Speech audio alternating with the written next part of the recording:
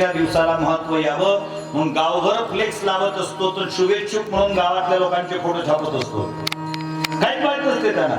आता काही दिवसापूर्वी एका गावात माझं कीर्तन होतं. मोठ्या करोडपतीच्या बंगल्यामध्ये मुक्काम. आता अलीकडच्या काळामध्ये नवीन पद्धती आली होती. त्या पत्रिकेमध्ये कीर्तनकाराचं नाव, त्या कीर्तनकाराचं नाव आणि ते कीर्तन फोटो आणि त्याच्या खाली सौजन्य असतं लिहिलेलं. त्या दिवशीचं सौजन्य. आणि ते लिहिण्याचा उद्देश असा असतो की कीर्तनकारांनी व्यासपीठावरून त्याचं नाव घ्यावं. याची बायको घेत नाही.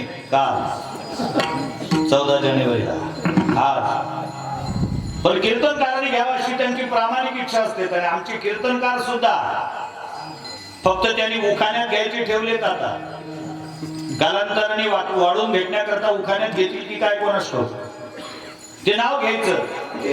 घरी आलो एकादशीचा दिवस, कांदा पोहे खातो. ते बाळो आण महाराजांकरता पोहे आण. म्हटलं नको. का महाराज खात नसता का तुम्ही? म्हटले नाही, महाराज पोहे खात नाही म्हणत असेल तर तो महाराजच नाही का? आमचं निम्म आयुष्य पोह्यात, कधी फोडणीचे, कधी भिजून, कधी कच्चे. आमच्या बापानं खाल्ले हो पोहे. सुदामदेवाचे फकेमारी फोडणी देऊन, फोडणी नाही फकेमारी कोरड्याची. आमचा कालच पोह्याशिवाय होत नाही. त्यामुळे पोह्याचं आमचं फार जवळचं नातं आहे. खाता नाही महाराज तुम्ही? आज एकादशी आहे. तुम्हाला नसते का? नाही म्हणे आपलं एकादश फेकादश काही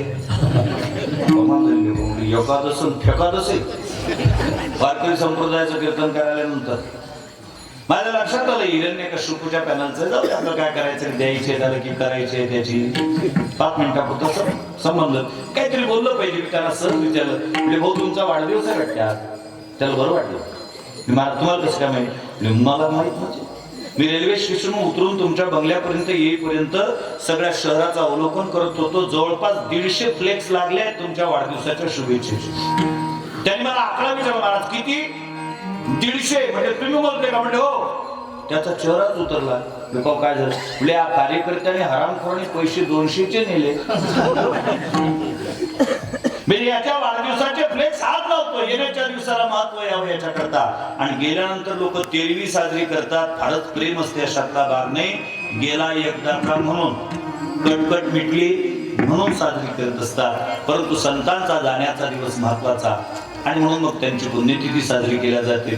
पुन्हा हीच प्रक्रिया पुढे चालेल. जन्माला येतो त्याचं नाव जीव, प्रगट होतो त्याचं नाव देव आणि अवतीर्ण होतात त्यांचं नाव संत. हे तिघही मनुष्य रूपाने अवनीतनावर विचरण करतात आणि तिघही इथे येतात. ते कर्तव्य घेऊन येतात. जीव येतो, जीवाला कर्तव्य आहे.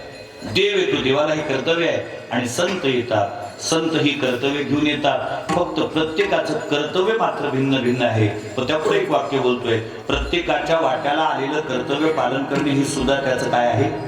कर्तव्य. जो स्वतःच्या वाट्याला आलेलं कर्तव्य पालन करत नसेल तो शास्त्राचा, देवाचा, समाजाचा आणि स्वतःचा अपराधी मानला जातो. तो अपराधी. पण दुर्दैव असं आहे, आम्ही जन्मभर कर्तव्य पालन करत असतो, परंतु आम्ही आमच्या कर्तव्याची व्याख्या स्वतःच्या बुद्धीप्रमाणे करतो. आम्ही अलीकडच्या